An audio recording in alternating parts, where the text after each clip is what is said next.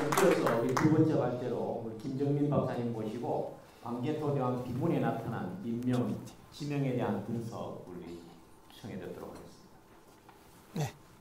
네, 안녕하십니까. 저는 그 PPT를 준비했습니다. 제목을 광개토대왕 비문에 나오는 인명, 지명에 대한 분석이라고 했는데 제가 본 포인트는 뭐냐면요. 거기에 나오는 사람들의 인명, 지명입니다. 제가 봤을 때 삼국시대의 역사는요. 단일 민족의 역사가 아닙니다. 제가 그렇게 생각하는 근거는 바로 인명과 지명 때문이에요. 아마 우리가 오늘날 한민족이라는 하나의 민족이라는 정체성이 생긴 거는 고려시대 중기 이후부터일 겁니다.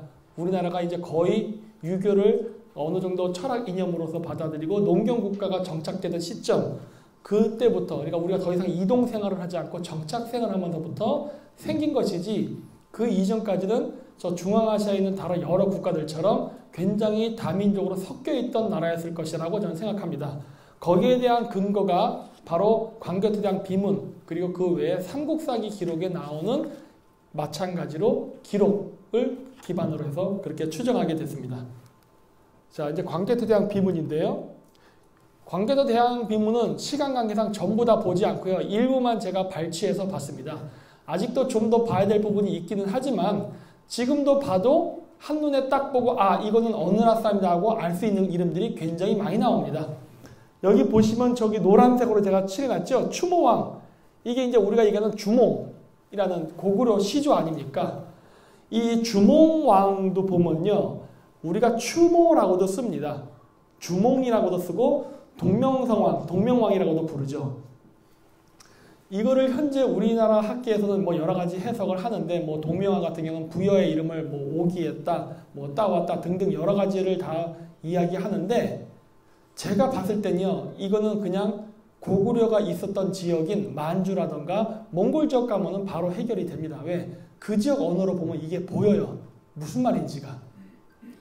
여기 제가 써놨지만 추모, 주몽, 중모, 도모 이런 식으로 한자로 그 고주몽을 뜻하는 한자가 이렇게 여러 가지로 표현되거든요. 뭐 합쳐서 뭐 동명성왕 이렇게도 표현이 돼요. 이거는 원래 무슨 발음이었을까를 역추적해보면요. 몽골의 남자 이름에서 알 수 있습니다. 몽골의 남자 이름 중에 철먼이라는 게 있어요. 저기 써놨을 겁니다. 왼쪽 밑에 철먼. 저 철먼이 뭐냐면은 바로 몽골의 남자의 이름이에요. 철몬. 이게 아마 주몽하고 같은 어원을 가질 것입니다. 왜 그러냐? 우리는 주몽이라고도 말하지만 추모라고도 얘기해요. 그럼 주몽과 추모는 무슨 관계일까요? 아마도 음차 문자일 겁니다. 그러다 보니까 주몽과 추모 두 개가 동시에 표기가 된 건데, 이것도 몽골의 남자 이름은 철몬을 보면 바로 알 수 있어요. 철몬의 애칭이 첨어입니다. 첨어.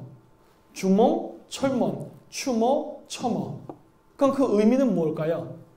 금성이라는 소리예요. 별자리 중에. 동명왕 맞죠? 동쪽의 밝은 별. 한 번에 해석돼 버려요. 그래서 이게 주몽이라는 이름은 이게 몽골 이름이구나 라는 걸 알 수가 있어요. 네. 그 다음에 저기에 보면 부여라고 나오죠.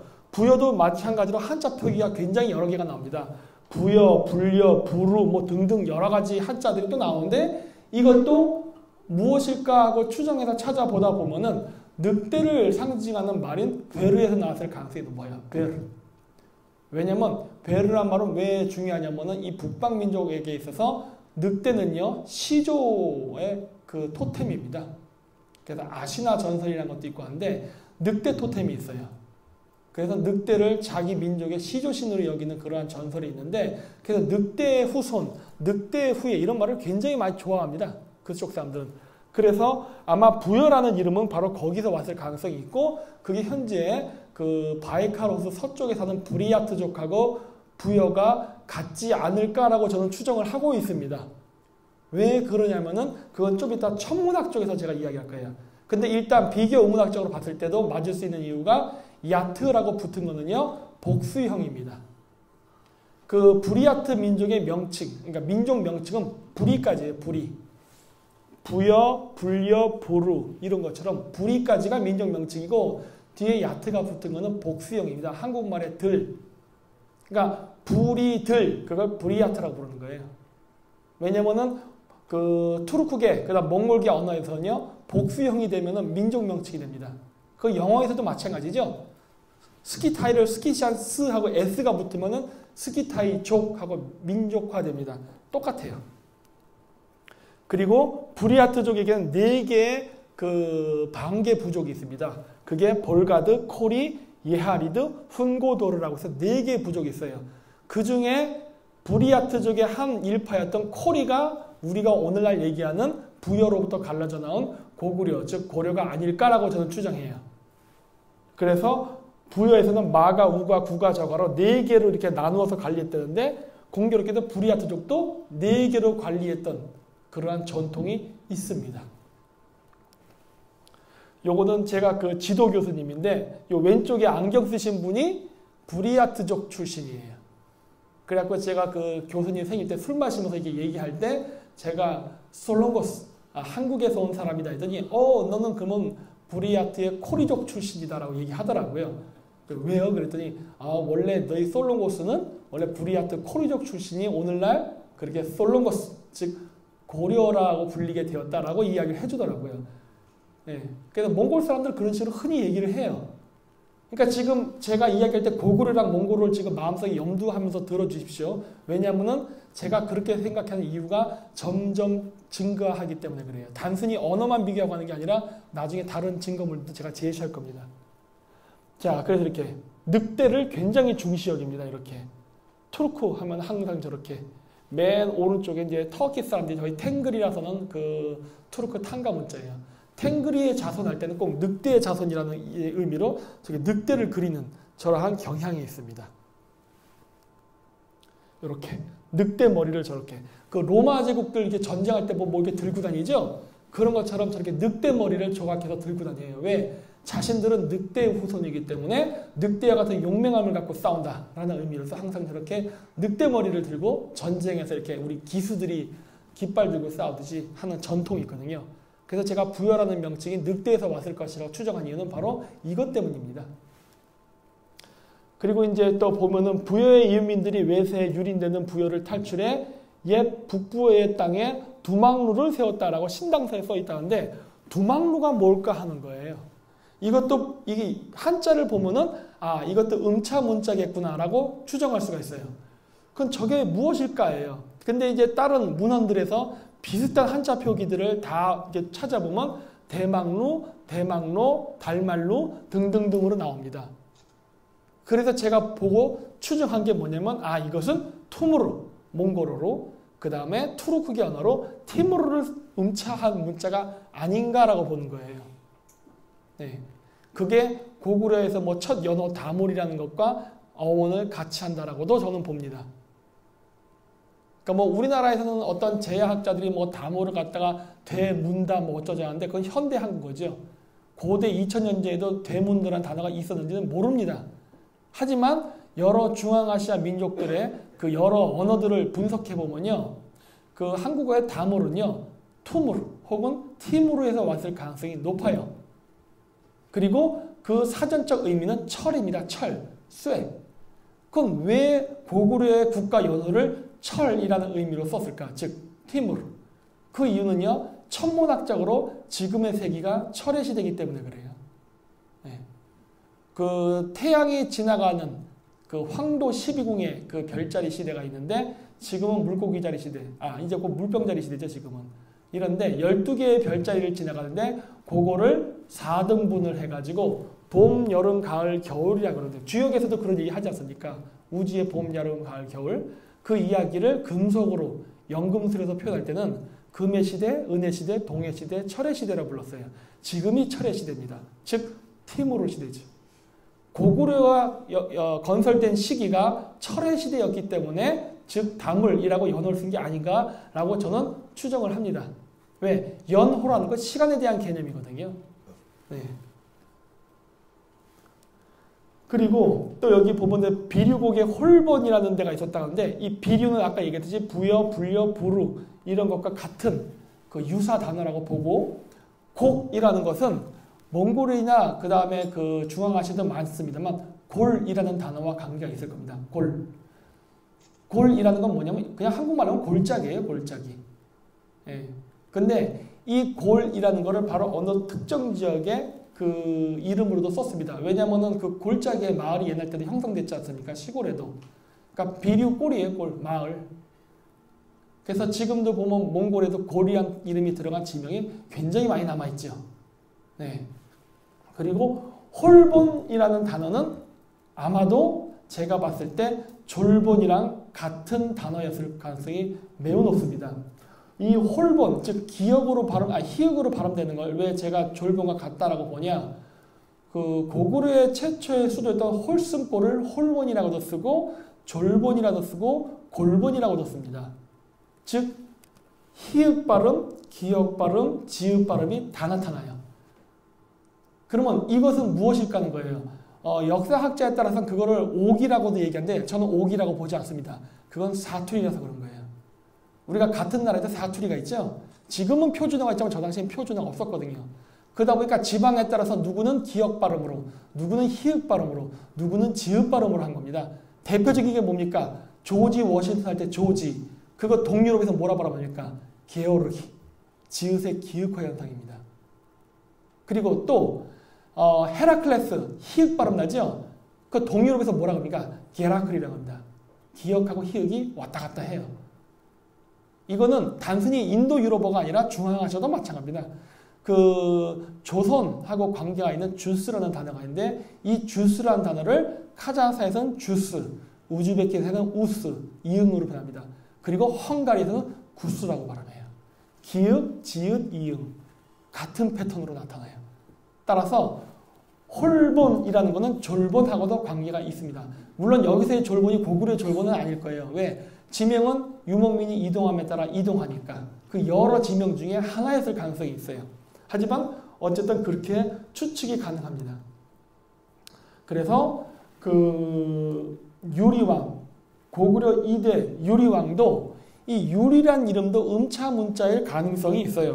왜냐하면은 이 유리라는 발음이 전 세계에 굉장히 많이 펼쳐져 있습니다. 그 유목민족의 언어 속에. 그게 우리나라 사람들 중에 제일 쉽게 알 수 있는 게 바로 누르하치예요. 누르. 그 다음 지금 현재 카자흐스탄의 대통령 누르술탄 나제르바예프에서 누르라 그래요. 누르라는 이름을 굉장히 많이 써요. 뭐 나리만이라는 이름도 있어요. 나리라는 이름도 있는데 이 단어의 뜻이 무엇이냐? 햇살을 상징합니다. 이렇게 어떤 구름 사이로부터 쫙 나오는 빛이 있죠? 그거를 뜻해요. 네. 그리고 다른 몽골 이름으로는 호수를 상징하기도 합니다. 노르. 그래서 두 가지 가능성을 전 다 보고 있어요. 왜냐하면은 주몽의 어머니가 하백의 딸 아닙니까? 그 호수를 지켰던. 그래서 그것과 관련이 있거나 아니면 천송 강림 사상에 의해서 태양으로부터 내려온 햇살, 즉 태양왕이라는 의미로 쓰였을 가능성. 둘 다를 저는 추정해 보고 있어요. 그리고 여기 대주류왕이라고 썼는데 대주류왕을 대무신왕이라고 부릅니다. 고구려의 3대 왕이가 그렇죠? 그럼 대무신왕은 누굴까요? 이거 우리 징기스칸의 예전 이름 태무진하고 관계가 있어요. 대무신, 태무진. 태무진이라는 이름 자체가 대무신의 그 음차 문자일 가능성이 높아요. 즉 태무진이라는 이름은 그 12세기 징기스칸에게 그 붙여진 이름 이전에도 이미 고구려에 즉 거의 뭐 한 1000년 전 이전부터 오랫동안 쓰여왔던 이름일 가능성이 매우 높습니다.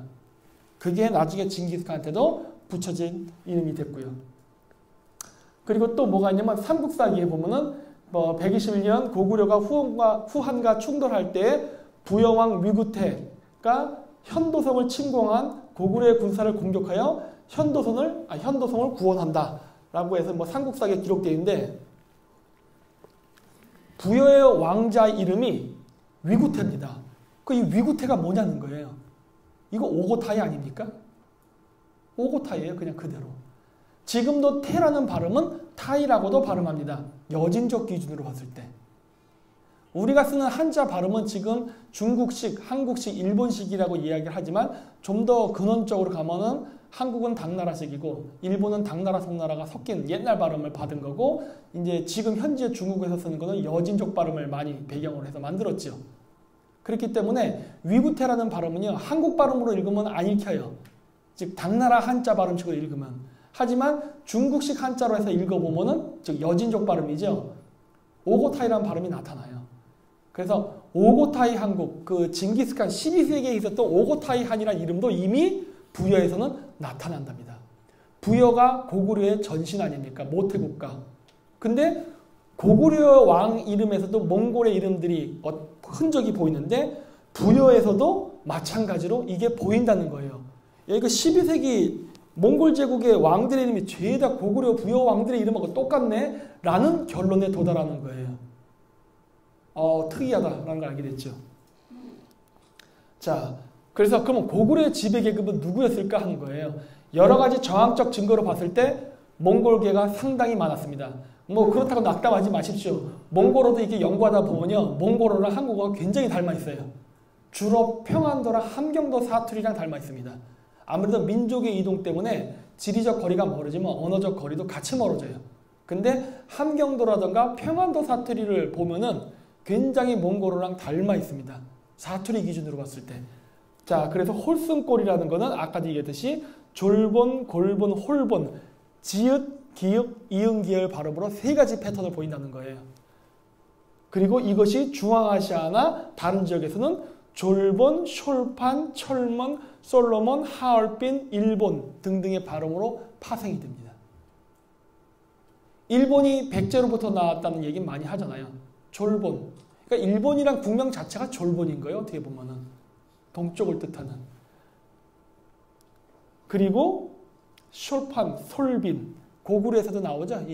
이게 다 금성을 뜻하는 졸본이라는 단어의 여러 한자 표기, 방언, 사투리 계열들이에요. 어원은 하나로 가져갑니다. 그래서 같은 계열의 발음이 여러 가지 현재 파생돼서 지금 우리 전 세계에 퍼져 있는 걸 알 수 있어요. 이 발음, 규칙, 개념을 그대로 해서 다시 이렇게 보면은 고구려의 첫 수도의 이름이 홀순골이었다고 하는데 몽골에는 헙수굴이라는 지명이 있습니다. 바로 샤먼의 성지죠. 물론 이 헙수굴이 고구려의 수도는 아니었을 거라 봅니다. 왜? 이건 서쪽 끝이니까. 동쪽 끝에도 헙수굴이라는 지명이 있어요. 이 만주랑 내몽골 국경 사이에. 아마 전 그게 홀순골이 아니었을까. 초기 고구려 시대 때라고 추정을 합니다. 근데 어쨌든 간에 중요한 건 뭐냐. 유목민족은 자신이 이동을 하게 되면 이동한 지역에 자기가 살던 고향 땅의 지명을 가지고 함께 이동합니다. 그래서 이런 현상이 발생하는 거예요. 그래서 삼국사기나 이런 역사서에 써있는 지명을 고착된 개념으로 보면은 문제가 생깁니다. 왜? 유목민은 그렇게 하지 않아요. 우리는 고대사를 바라볼 때 유목민의 관점에서 보려고 해야지 농경민의 관점에서 보려고 하면은 고대사 해석에 완전히 오해가 생깁니다. 이동의 역사예요. 미국의 뉴욕은 원래 뉴욕에서 온 지명이죠. 뉴 오를레앙은 오를레앙에서 온 거예요. 그렇죠? 이런 식으로 미국인들도 영국에서 넘어올 때 자기 지명을 갖고 넘어왔어요. 그건 당연한 거예요. 전 세계가 다 그럽니다. 이건 사실 어떻게 보면 특별한 일도 아니에요. 그래서 요거 이게 통과할게요. 자, 그러면 이제 범어잔명. 아까 여기 그 팜플렛에서 나왔습니다만 그 범어잔명에 보면 뭐라 나오냐? 티베트 사람들은 고구려 사람들은 무크리라 불렀다고 합니다. 여기 무크리 두 번째 줄에 나옵니다. 그리고 또 흥미로운 건 주장국. 우리가 보통 유연이라고 부르는 나라인데 그 유연국들의 왕들의 성씨가요. 무크리예요. 목골려라고도 하는데 무크리입니다. 모질이라고도 부르는데 기역이 지역으로 변하니까 그거는 참조해 주십시오. 그런데 그 몽골 사람들이라는 그 지명은 없었어요. 인명도 없었고. 그러니까 문헌상으로 봤을 때 가장 오래된 그 몽골의 가장 비슷한 발음은요. 고구려예요. 티베트 사람들이 고구려 사람들을 불렀던 모코리라는 이름이 처음입니다. 그리고 나서 12세기에 징기스칸이 자신을 이끌던 무리를 몽골하고 이름을 지은 거예요. 그래서 제가 추정해 봤을 때 아마도 오늘날 민족 이름이 몽골이라는 이름은 고구려의 명칭에서 왔을 가능성이 매우 높습니다. 그리고 아까도 얘기했죠. 부여왕, 고구려 왕들의 이름이 실질적으로 12세기 몽골 제국의 왕들의 이름에서도 나타난다. 그리고 요거 위쪽에 있는 지도는 뭐냐면 이게 지금 중앙아시아 역사책에 나오는 그 사진의 지도의 일부입니다. 여기 보면은 모콜리스탄이라고 써놨어요. 스탄이라는 건 땅이에요. 페르시아어로. 그러니까 땅. 누구의 땅? 모쿠리의 땅, 모골리스탄이라는 소리예요. 이 모골리스탄이 누구냐? 몽골입니다. 몽골을 중앙아시아 사람들은 모쿠리라 불렀어요. 근데 아까 똑같잖아요. 결론은. 즉 몽골이 누구냐? 모쿠리. 즉 고구려라는 소리예요. 우리가 아는 고구려와 지금 인명, 지명으로 보는 고구려의 위치는 굉장히 달라요. 많이 비켜가 있네. 아니면 영역이 더 확장되어 있나? 그러한 생각을 하게끔 만들죠. 자, 왼쪽에 있는 그림은 수메르의 씨름하는 장면, 그 다음에 그 오른쪽은 타타르족들이 씨름하는 장면, 그 다음 오른쪽 위는 고구려 씨름도, 그 다음 그 밑에는 카자흐인들이 씨름하는 장면입니다. 그 씨름은 전 세계 여러 군데 있는데 일본 스모는 그냥 서로 밀지요. 그리고 그 몽골의 씨름은 약간 레슬링 같습니다. 그런데 투르크족 계열의 씨름은요, 삿발을 잡습니다. 지금 제가 보여드린 저 씨름이 다 삿발을 잡고 하는 씨름이에요. 삿발 잡고 하는 씨름은요, 한국에만 있는 게 아니에요. 카자흐스탄, 키르기스탄, 타타르스탄, 그 다음에 중동, 과거 수메르, 그러니까 이라크 지역, 이런 데까지 광범위하게 펼쳐져 있었어요. 즉, 유목민족 문화권에서 광범위하게, 그것도 투르크족 계열로 있었습니다. 그러니까 한민족은 그 투르크족 문화를 많이 받았던 걸 알 수 있어요. 이게 동영상에 나올지 모르겠는데, 이게 안 나오는군요. 안타깝네요. 이게 그래서 제가 씨름하는 장면을 보여드리려고 했는데 동영상이 호환이 안 되다 봅니다. 이것은 고구려 왕족들의 복장이죠. 고구려 왕족들의 이 복장을 보면은 오른쪽에 보이는 암각화, 저 카자흐스탄입니다. 카자흐스탄에 있는 왕녀의 복장하고 매우 닮았다는 걸 볼 수 있어요. 그렇죠? 그러니까 이 고구려의 지명이 몽골하고 관계가 있다라는 결론에 다다르게 됐는데 왜? 인명과 지명과 국명이 몽골어에 기반을 두고 있다는 걸 알았거든요. 근데 실질적으로 발견되는 암각화도 보면은 그것과 매우 깊은 관계가 있다요. 고구려 왕비의 그 복장과 중앙아시아 왕족의 복장이 닮아 있습니다. 그것뿐만 아니라 머리에 깃을 꼽는 문화도 물론 똑같죠. 거기에도 똑같이 합니다. 또 이 고구려, 왼쪽이 고구려 게마무사의 벽화인데 오른쪽이 그 중앙아시아 그 기마무사의 암각화예요. 저 기마무사 머리 쪽 보십시오. 뭔가 양쪽에 뿔처럼 올라와 있는 게 보이시죠? 고구려 게마무사의 헬멧하고 닮아 있지 않습니까? 투구랑. 그게 묘사되어 있다는 게 보이죠? 좀 더 적나라하게 가보죠. 왼쪽이 중앙아시아 칸글리 기마무사의 복장입니다. 가운데가 가야, 오른쪽이 고구려예요. 어때요? 똑같죠? 그냥 똑같아요. 이게 되게 중요합니다. 왜 중요하냐면요. 여러분, 과거에는요, 대장장이는 귀족이었습니다. 조선시대 때야 기술자를 첨대했지만, 고대시대 때는요, 제철을 다루는 사람은요, 왕족이었어요. 귀족이었고. 왜? 철기는 무기로 쓰일 수 있고 화폐로 쓰였기 때문에 그래요. 그래서 이 철을 가지고 어떤 물건을 만들고 그걸 입는 사람은요, 왕족이나 귀족이 아니면 불가능합니다. 그런데 이 고구려라던가, 그러니까 고구려, 백제, 신라, 이 귀족 계급들이죠. 이 사람들의 기마무사들의 복장과 이 중앙아시아 기마무사들의 복장이 같다는 것은 이들이 한 혈통일 가능성이 매우 높다는 것을 방증합니다. 왜냐? 여러분, 저 당시의 제철 기술과 저러한 저 갑옷을 만드는 기술은요, 오늘날 치면은 미국의 F-22 기술입니다.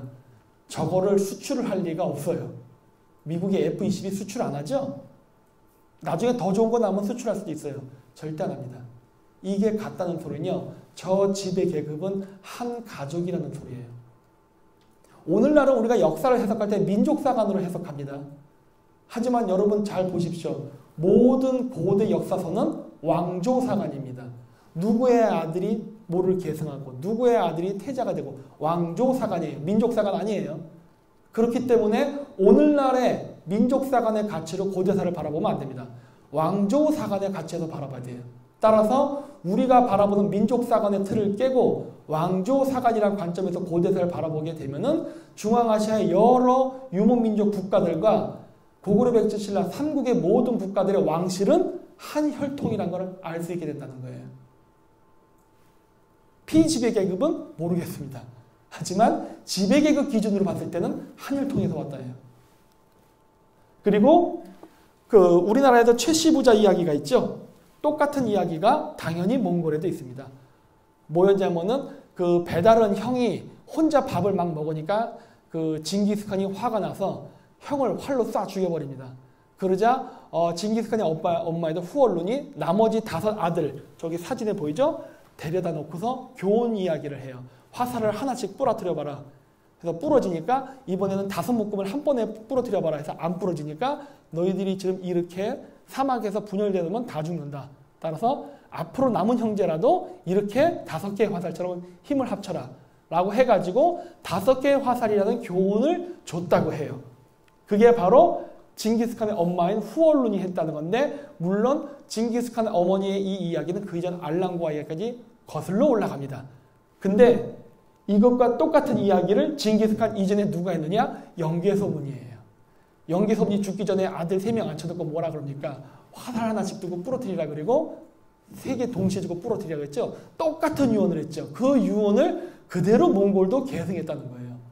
아, 여기서도 또 몽골과 고구려가 겹쳐지네 라는 게 보입니다. 물론 그 이전으로 가면 모영이라고 해서 이제 파미르에 있었던 나라의 이야기도 나오고, 뭐 일본의 모리모토 나리 가문도, 왜냐면 모리모토 나리가 저게 도레인 집단이거든요. 똑같은 이야기라고 저 유럽의 로스차일드 집안도 똑같은 유언을 하죠. 네. 그리고 또 있는데 왕족 외에 이제 귀족들도 보면요. 살수대첩의 영웅인 을지문덕 이름도 딱 보는 순간 바로 이 사람은 부리아트 사람이라는 걸 알 수가 있어요. 아, 잘못 얘기했습니다. 몽골 사람. 왜?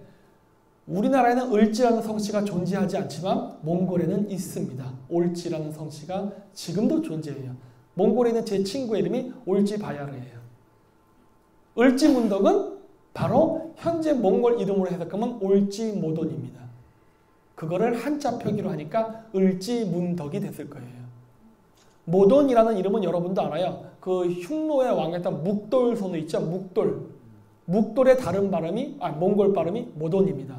카작식 발음은 모테예요.